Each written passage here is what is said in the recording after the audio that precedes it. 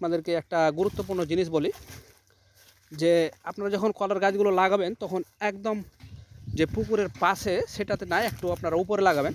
কারণ যদি আপনার পুকুরের একদম পাড় ঘিরে লাগান তাহলে সেক্ষেত্রে কলার গাছটা পড়ে যাওয়ার একটা সম্ভাবনা আছে। দেখতে পুকুরের ধারে আসলে কলার গাছ কেমন ফলন দেয় আসলে আজকে আপনাদেরকে আমি সেটাই দেখাবো। তো চলুন শুরু করা যাক।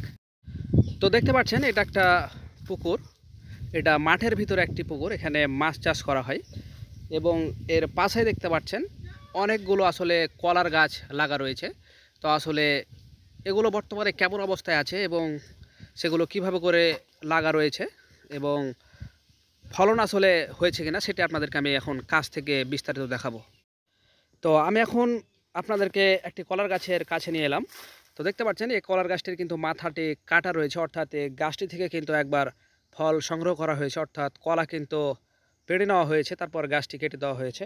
এবং তার পাশেই দেখুন আরও কিন্তু আপনার দুইটি কিন্তু আপনার যে ছোট ছোট গাছগুলো সেগুলো কিন্তু আসলে বের হয়েছে দেখতে পাচ্ছেন।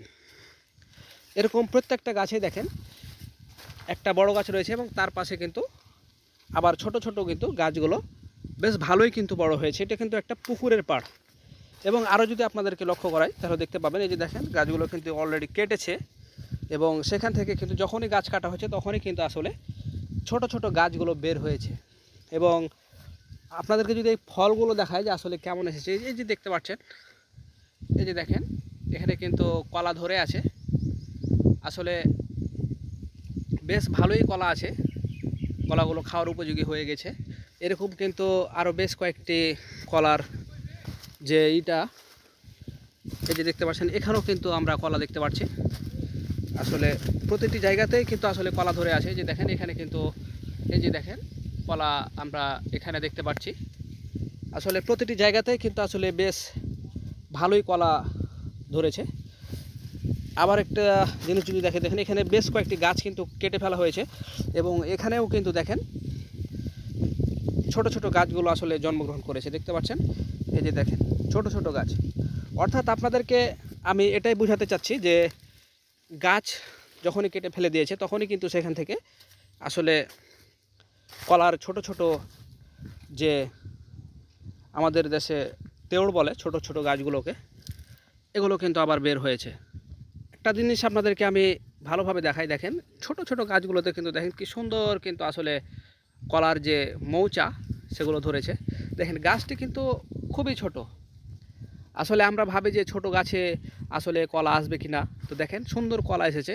আবার দেখেন বড় গাছগুলোতেও কিন্তু এসেছে। একটু যদি আমরা আপনাদেরকে দেখাই যে দেখেন দূরে সেটা, তো এই যে বড় গাছটার মাথাতে সেটাতেও কিন্তু আসলে কলা আছে, অর্থাৎ ছোট গাছও কলা এসেছে, বড় গাছও। এই যে দেখেন আসলে কলার গাছে কলা ধরেছে। আসলে যারা মনে করেন যে আসলে পুকুরের পাড়ে আসলে কলার প্রজেক্ট কেমন হবে, তো দেখতে পাচ্ছেন অনেক কলার গাছ লাগা রয়েছে এবং একটার পর একটা কিন্তু কলা আসলে বাড়তেই আছে কলার গাছ। অর্থাৎ যারা মনে করেন যে আসলে কলার আপনারা প্রজেক্ট করবেন পুকুরের পাশে, তো নির্দ্বিধায় আপনাদেরকে আমি একটা কথা বলে দিতে পারি যে এটা কিন্তু একটা ভালো প্রজেক্ট। আপনি চাইলেই কিন্তু আসলে এরকম পুকুরের পাশে কিন্তু আপনি চাইলেই কলার প্রজেক্ট গড়তে পারেন। সেক্ষেত্রে আপনি কিন্তু এটা বাণিজ্যিকভাবেও করতে পারবেন, কোনো সমস্যা হবে না। দেখেন ভালোই কলা আছে, দেখেন কত ঘন ঘন সুন্দরভাবে কলাগুলো আছে। একটু আপনারা খেয়াল করেন, আপনাদেরকে একটা গুরুত্বপূর্ণ জিনিস বলি যে আপনারা যখন কলার গাছগুলো লাগাবেন তখন একদম যে পুকুরের পাশে সেটাতে না, একটু আপনারা উপরে লাগাবেন। কারণ যদি আপনার পুকুরের একদম পাড় ঘিরে লাগান তাহলে সেক্ষেত্রে কলার গাছটা পড়ে যাওয়ার একটা সম্ভাবনা আছে। দেখতে পাচ্ছেন কিছু গাছ কিন্তু অলরেডি পড়ে গেছে, কারণ সেটা অনেক কাছে। তো সেক্ষেত্রে কিন্তু দেখেন এগুলো ওপর দিকে লাগা আছে, দেখেন কত সুন্দর হয়ে আসলে হয়ে গেছে। আসলে এভাবেই কিন্তু আসলে প্রজেক্টগুলো আপনাদের করতে হবে।